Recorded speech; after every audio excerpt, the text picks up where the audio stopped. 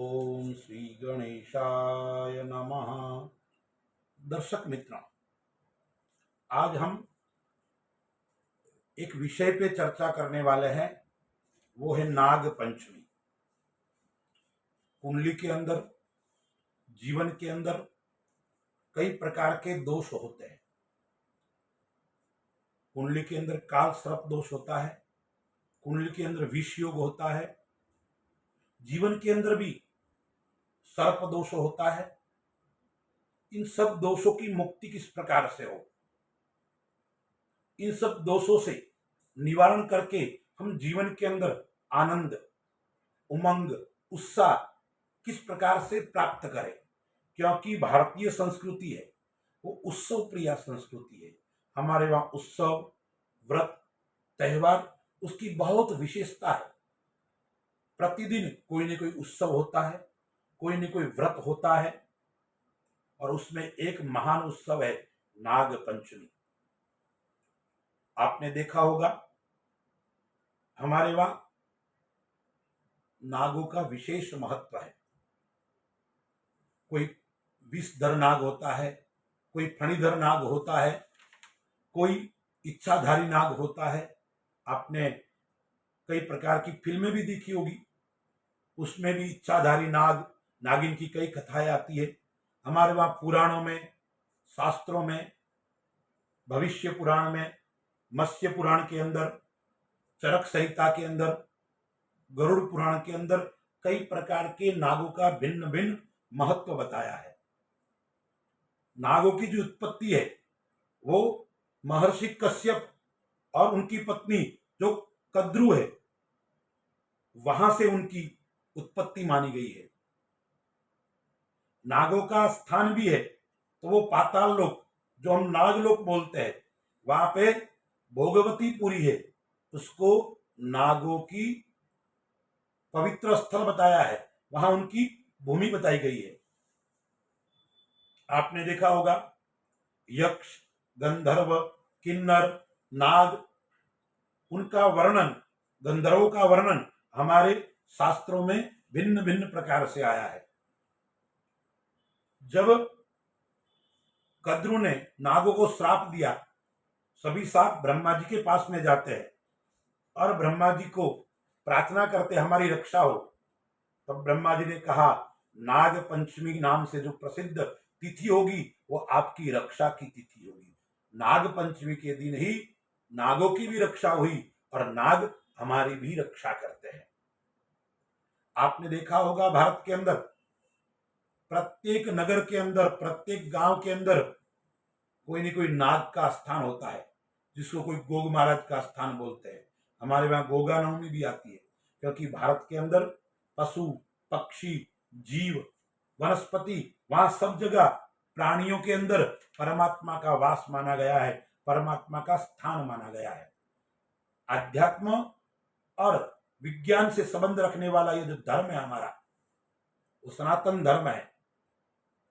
इसलिए वनस्पतियों में भी देव को माना गया है, प्राणियों में भी देव को माना गया है, और जीव जंतु है उसके अंदर भी हमने देव को माना गया है। और नाग जो होता है, वो नाग हमारी कृषि संपदा की कई जीवों से रक्षा होती है। यानी संपदा की जो कृषि नाशक कीट होते हैं उनका वो भक्षण करके हमारे भूमि की रक्षा करता है, वो हमारे जमीन की रक्षा करता है। इसलिए नाग का प्रकृति के अंदर भी विशेष महत्व है, कुंडली के अंदर भी विशेष महत्व है। यदि आपकी कुंडली के अंदर कोई दोष होगा, काल सर्प आदि, तो नाग पंचमी के दिन विशेष पूजन यजन करने से वो समाप्त हो जाएगा। तो संवत 2082 के अंदर, सन 2025 के अंदर नाग पंचमी कब है? 29 जुलाई 2025 और मंगलवार के दिन नाग पंचमी है। मैंने आपको उनका उद्गम स्थल बता दिया, और इस भूमि के ऊपर भी नागों की नगरी कई प्रकार से आपने नाम सुना होगा। आपको पता नहीं हो तो मैं बताता हूं। आपने जम्मू कश्मीर है ना, उसको नागों का स्थान बताया गया है, इसलिए वहां एक गांव है अनंतनाग। हमारे वहां 9 प्रकार के नाग देवता है, उसमें प्रथम नाम है वो अनंत है, इसलिए अनंत चतुर्दशी भी होती है।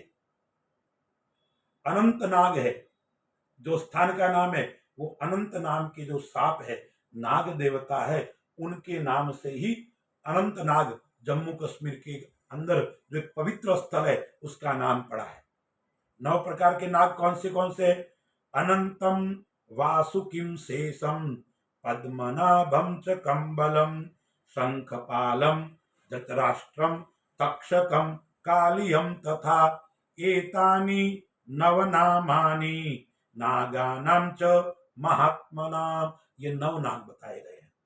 तो कुंडली के अंदर यदि किसी भी प्रकार का नाग दोष हो, सर्प दोष हो, सर्प दोष हो, तो आपके सामने एक सुंदर अवसर आ रहा है। श्रावण शुक्ल पंचमी 29 जुलाई 2025 मंगलवार के दिन आपको नाग का पूजन करना है, भगवान सर्प का पूजन करना है। अब पूजन कैसे करना चाहिए?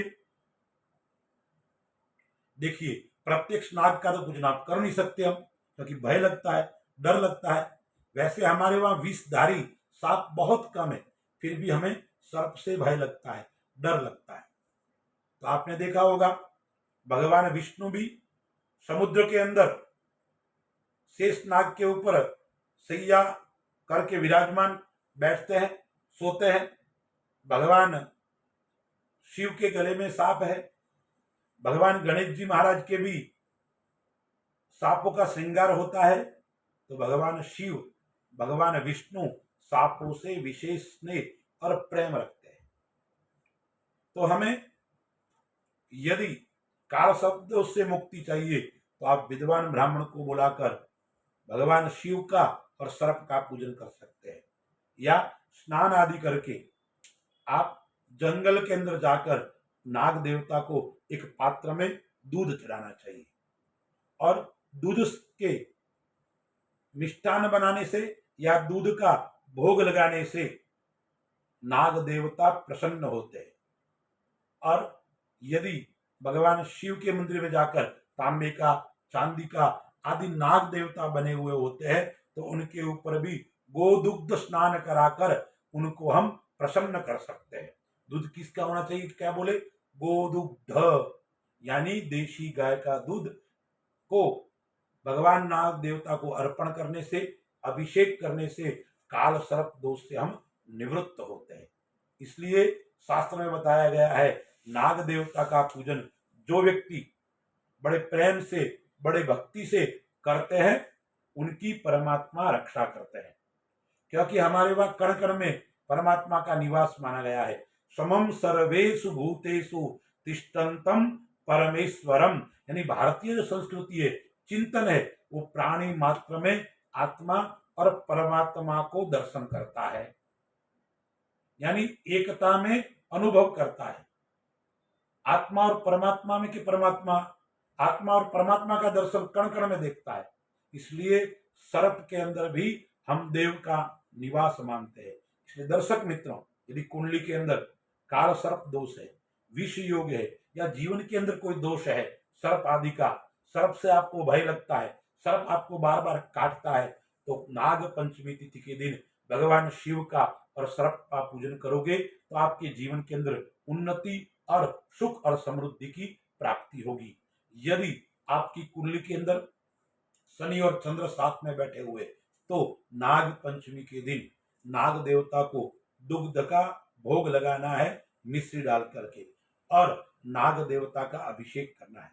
कुंडली के अंदर काल सर्प दोष है, तो नाग पंचमी के दिन क्या करना है?